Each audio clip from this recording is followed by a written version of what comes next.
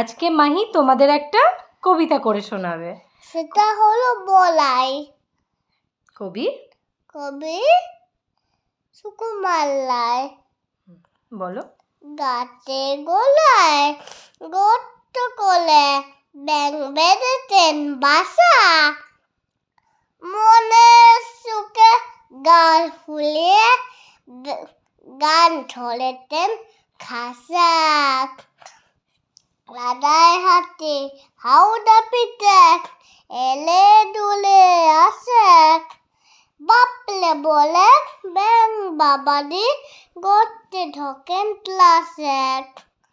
রাধায় হাতে মেদাত ভালে হাজার রকম তাল, হঠাৎ লেগে মোটাং কলে ভাঙলো গাছের ডাল।